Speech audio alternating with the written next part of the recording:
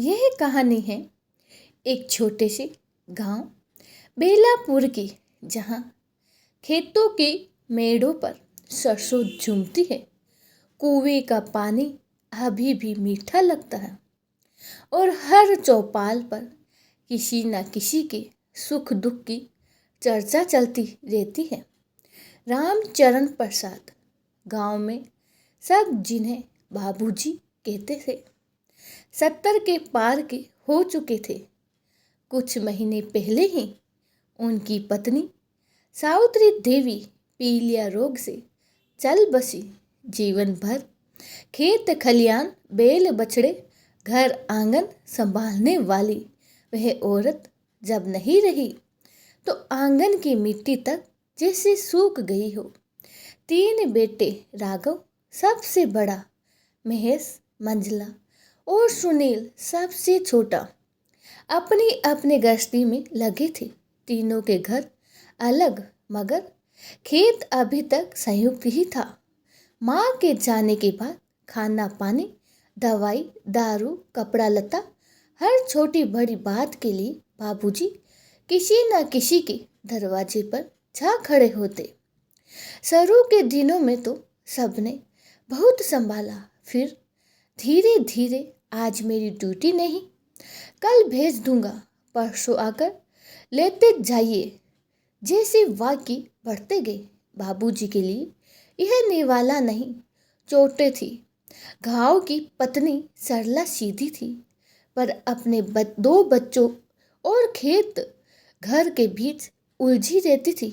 महेश की पत्नी पूजा तेज तरह हिसाब किताब में निपुण और सुनील की पत्नी निशा शहरनुमा समझ की, जो हर बात सुविधा से तोलती। एक शाम बाबूजी राघव के घर पहुंचे। सरला, जरा रोटी। जी बन रही है बाबूजी, पर दाल पतली है।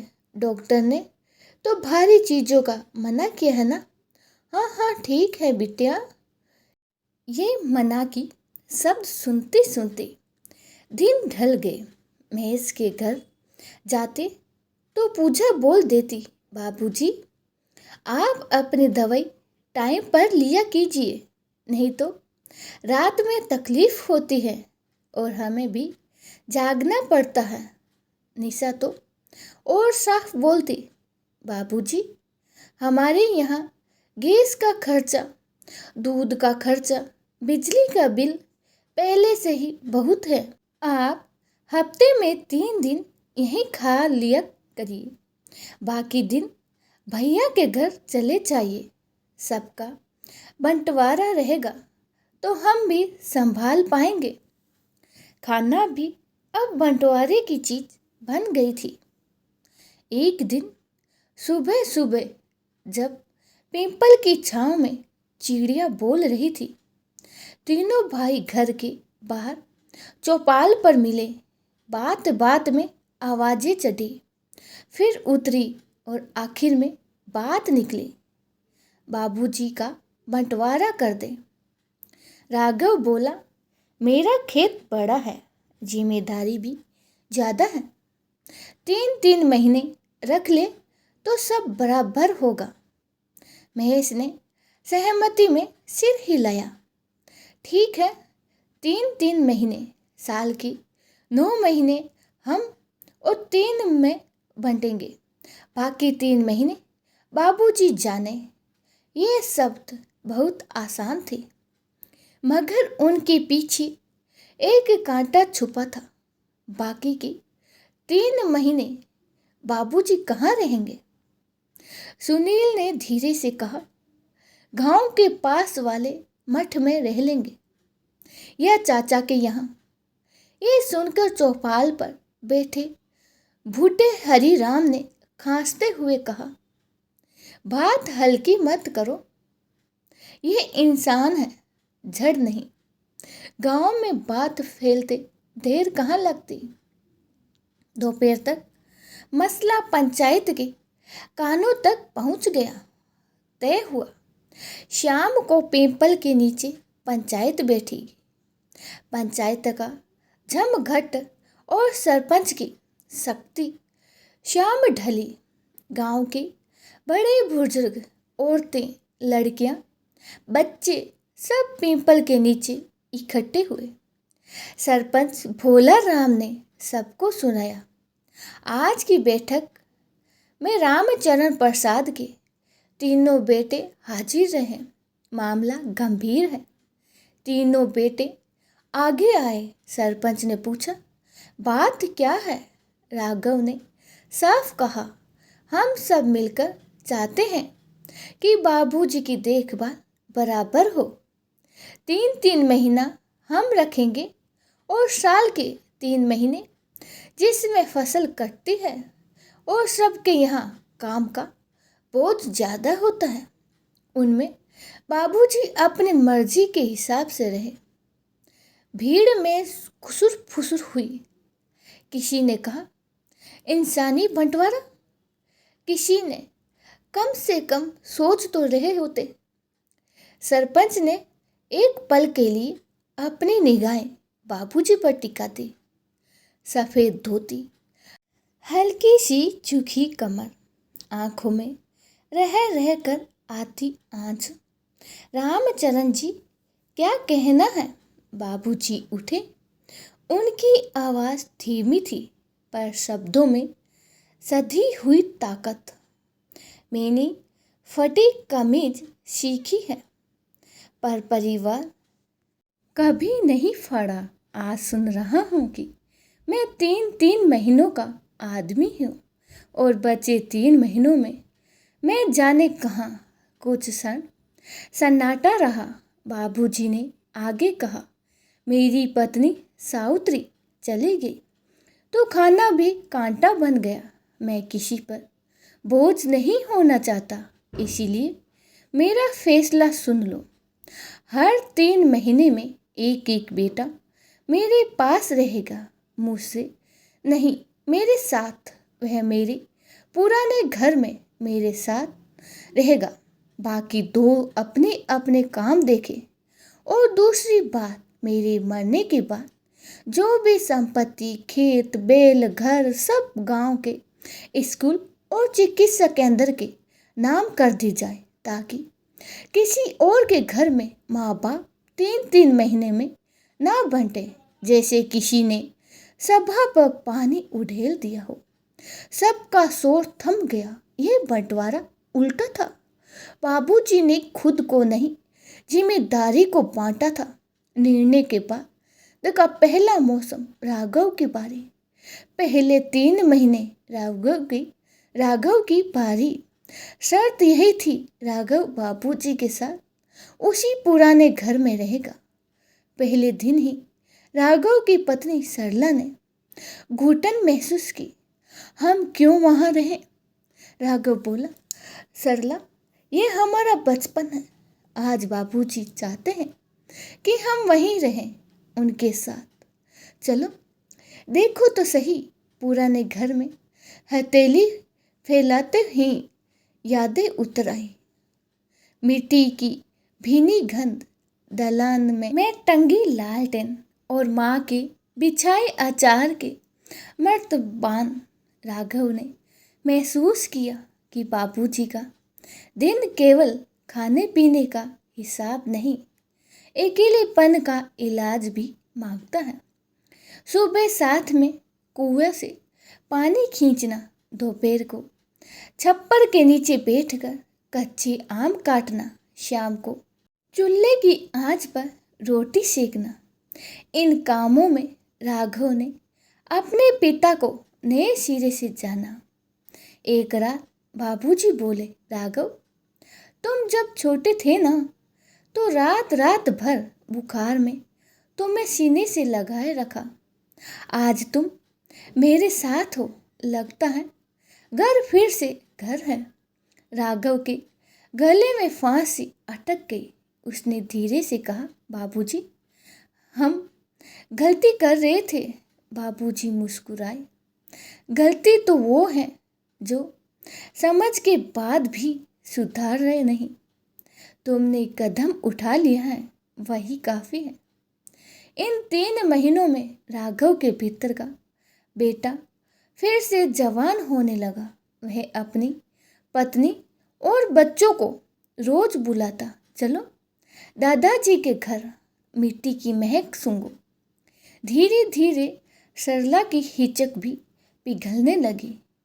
दूसरा मौसम, महज की बारी हिसाब से आगे। इंसान महज शुरू से हिसाबी था। उसे लगता था कि जिम्मेदारियां एक्सेल शीट की तरह बराबर ही बांटी जा सकती हैं। जब उसकी बारी आई तो वह भी पुराने घर में आकर रहने लगा। पहले हफ्ते उसने सब व्यवस्थित किया, दवाइयों का चार्ट, खाने का टाइम टेबल, हल्की सैर की सूची। बाबूजी बोले, बहुत बढ़िया महेश, पर कभी कभी चार्ट फाड़ भी देना चाहिए ताकि मन अपने हिसाब से सांस ले सके। महेश हंस पड़ा, बाबूजी आप भी ना। एक दिन गांव के स्कूल से मास्टर जी आए।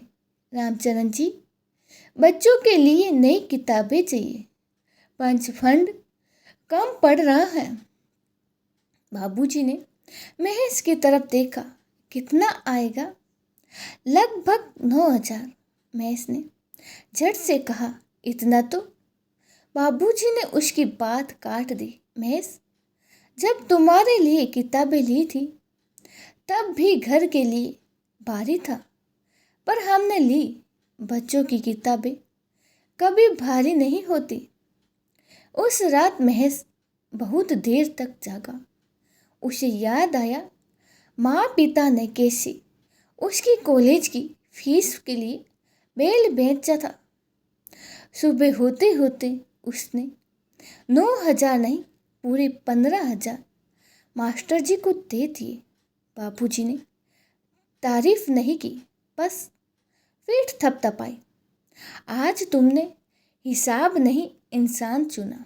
तीसरा मौसम, सुनील की बारी, शहर का हिसाब। गांव का दिल सुनील सबसे छोटा था। शहर जाकर काम करता था। उसके मन में सुविधा का तराजू भारी था। पुराना घर, असुविधा, काम कैसे होगा? पर पंचायत का निर्णय और पिता की आंखें दोनों भारी थी। वह आया, पहले ही दिन बिजली चली गई। मोबाइल की रोशनी में बाबूजी हंसते रहे। अरे लालटेन निकालो। सुनील चिढ़ा, ये कौन सा जमाना है बाबूजी? वही जिसमें तुम मेरे साथ हो।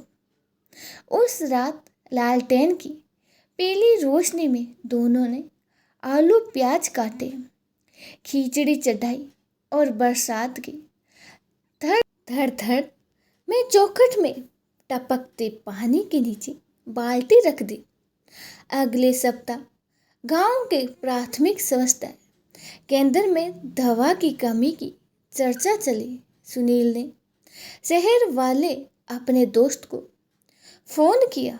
एक छोटी सी डोनेशन ड्राइव शुरू किए और 2 हफ्ते बाद आवश्यकता दवाइयाँ तथा एक पानी की मशीन स्वास्थ्य केंद्र को दिलवा दी। बाबूजी ने कहा, देखा शहर का दिमाग गांव के काम आया। सुनील मुस्कुरा दिया और गांव का दिल शहर का अहंकार पिघला देता है। बाकी 3 महीने जिसमें बाबूजी जाने कहाँ साल के आखिरी 3 महीने आए। यही वह 3 महीने थे जिसके सहारे तीनों ने अपनी बात रखी थी। बची तिमाही में बाबूजी जाने, पर अब हवा बदल चुकी थी। राघव बोला, बाबूजी आप अकेले नहीं रहोगे। हम तीनों रोज बारी बारी से आपके पास आएंगे। खाना यहाँ से जाएगा, सफाई हम करेंगे, शाम की सैर साथ करेंगे। महेश ने कहा, और हर हफ्ते स्कूल स्वास्थ्य केंद्र चलेंगे। आपने जो निर्णय लिया है उसे हम सेवा में बदलेंगे। सुनील बोला, बची तिमाही में हम तीनों जाने कहाँ यानी जो भी जरूरत हो वही करेंगे, पर आप यहीं रहेंगे, अकेले कभी नहीं। गांव वालों ने देखा जो पंचायत में बाबूजी का बंटवारा था वह अब बाबूजी के साथ ही बंटी हुई जिम्मेदारियां बन गई थी। एक और मोड़, वसीयत और विस्फोट। कुछ महीनों बाद बाबूजी ने पंचायत के सामने अपनी वसीयत पढ़ी। मेरे नाम की सारी जमीन, घर और मवेशी सब बेलापुर प्राथमिकता विद्यालय और उप स्वास्थ्य केंद्र के नाम है। मैं एक नई लाइब्रेरी बने सावित्री पुस्तकालय स्वास्थ्य केंद्र में राम सावित्री दवा कोर्स। भीड़ में कई लोग फुसफुसाए, बेटों के हिस्से। बाबूजी ने सबकी आंखों में देखते हुए कहा, मेरे बेटों के हिस्से मैंने पहले ही दे दिए। अपना साथ, अपना समय, अपनी सीख, खेत की मिट्टी, बच्चों की पढ़ाई और गांव की सेहत पर लगेगी। मेरे बेटों का पेट उनकी मेहनत से भरेगा। मेरे नाम किसी बही खाते का आसरा नहीं। ये सुनकर तीनों बेटों के जैसे एक साथ झटका लगा। कहीं भीतर की स्वार्थी नस्ल टूटती हुई सी महसूस हुई। पर उसी पल उनके भीतर से एक आवाज उठी, गर्व की। राघव ने सबसे पहले ताली बजाई, फिर महेश, फिर सुनील। तालियों की गूंज पीपल के पत्तों से टकरा कर लौट आई। समय बीता, घर बनता है। अगले 1 साल में बहुत कुछ बदला। सावित्री पुस्तकालय में बच्चों की भीड़ रहने लगी। दीवार पर माँ की मुस्कुराती तस्वीर थी। सिर पर पल्लू, आंखों में दुलार। नीचे लिखा था, ज्ञान की रोटी कभी बासी नहीं होती। राम सावित्री दवा कोर्स के कारण गांव में टीकाकरण की दर बढ़ी। गर्भवती महिलाओं को समय पर आयरन, फोलिक की गोलियां मिलने लगी। पुराने घर की ढलान में हर शुक्रवार कहानी की शाम होने लगी। बाबूजी बच्चों को अपने किस्से सुनाते, कैसी उन्होंने अपने बाप दादा से हल चलाना सीखा, कैसी सावित्री ने पहली बार चूल्हे पर रोटी सेकी, कैसे बेटों की पहली स्कूल ड्रेस में उन्होंने काली स्याही से नाम लिखा था। तीनों बहुओं ने बारी बारी से खाने की थालियां भेजना नहीं, साथ में पकाना शुरू कर दिया। कभी सरला की पूरियां, कभी पूजा की खिचड़ी, कभी निशा की सूजी की कढ़ी। बाबूजी हर निवाले में अपना गांव ढूंढ लेते। साल घुमा, मौसम बदले, बाबूजी की चाल और धीमी हो गई। एक दोपहर वे पिंपल के नीचे बैठे थे जब सुनील ने हंसकर कहा, बाबूजी शहर चलोगे? वहाँ पार्क है, बेंच है, लोग दौड़ते भी हैं। बाबूजी मुस्कुराए, मैंने अपनी दौड़ पूरी कर ली बेटा। अब मैं देख रहा हूँ कि तुम तीनों की दौड़ कैसी है, और मुझे खुशी है कि तुम साथ दौड़ रहे हो, एक दिन से, एक दूसरे से नहीं।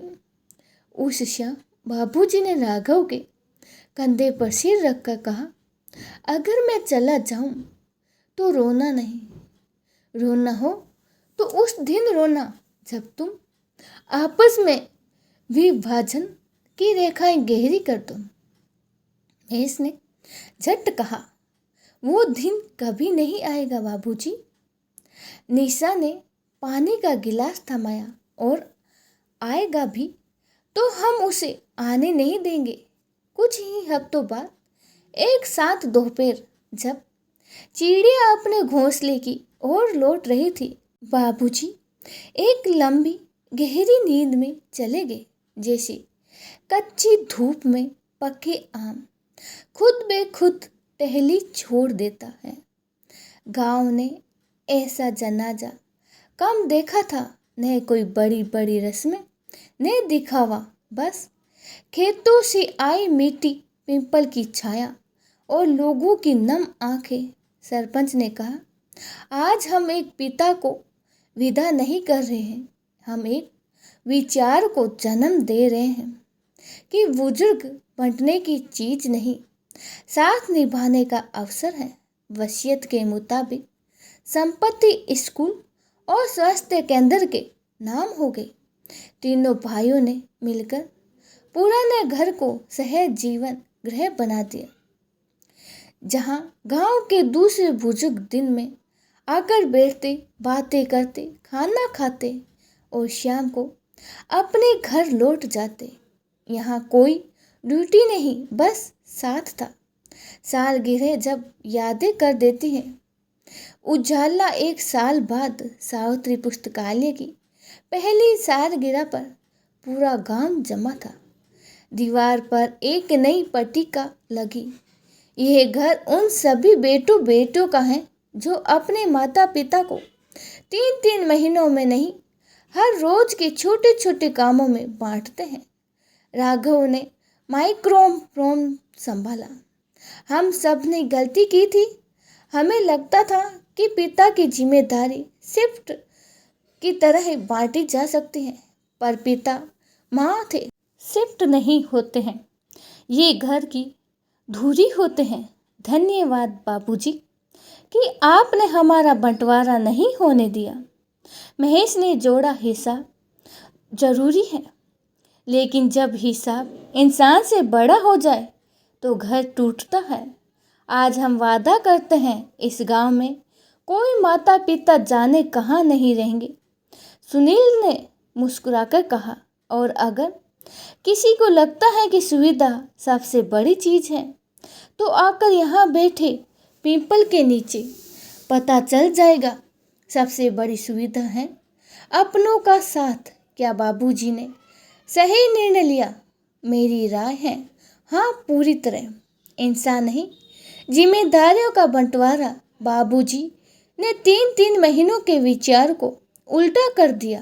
खुद को नहीं, बेटों के समय को बांटा। इससे मेहमान बनाकर रखने वाली मानसिकता टूटती है और साथ रहने का अभ्यास बनता है। आर्थिक विरासत के ऊपर सामाजिक विरासत। संपत्ति को स्कूल और चिकित्सा में लगाकर बाबूजी ने दिखा दिया कि असल विरासत जमीन नहीं, जीवन मूल्य है, शिक्षा और स्वास्थ्य। बेटों को मेहनत और स्वाभिमान का रास्ता मिला। गांव को भविष्य और परिवार की मरम्मत। इस निर्णय के ने तानों, हिसाब और सुविधा के शोर में संवाद की खिड़की खोल दी। बेटों ने पिता को दायित्व नहीं, दैनिक संगत के रूप में जाना। बहुओं का संकोच सहभागिता से बदला। बच्चे अपने दादा की कहानियों से जुड़े। दीर्घकाल का असर। वसीयत ने एक स्थायी मॉडल खड़ा किया। गांव में शिक्षा और चिकित्सा की मजबूती और सहज जीवन गृह जैसे सामुदायिक ढांचे जो आगे भी परिवार को टूटने से बचाएंगे। निष्कर्ष, बाबूजी का फैसला सख्त लग सकता है, पर यह न्याय संगत, मानवीय और दूरदर्शी था। यह फैसले से ज़्यादा सीख है कि हम अपने बुजुर्गों को किसी कमरे, किसी महीनों के स्टॉल में नहीं, अपनी रोजमर्रा की मौजूदगी में जगह दे। और जब भी बंटवारे की बात आए तो याद रखें, घर की दीवारों से नहीं, साथ से बनता है। दोस्तों, आपको ये छोटी सी कहानी कैसी लगी कमेंट बॉक्स में ज़रूर बताना। जय श्री कृष्णा, राधे राधे, शुभ रात्रि।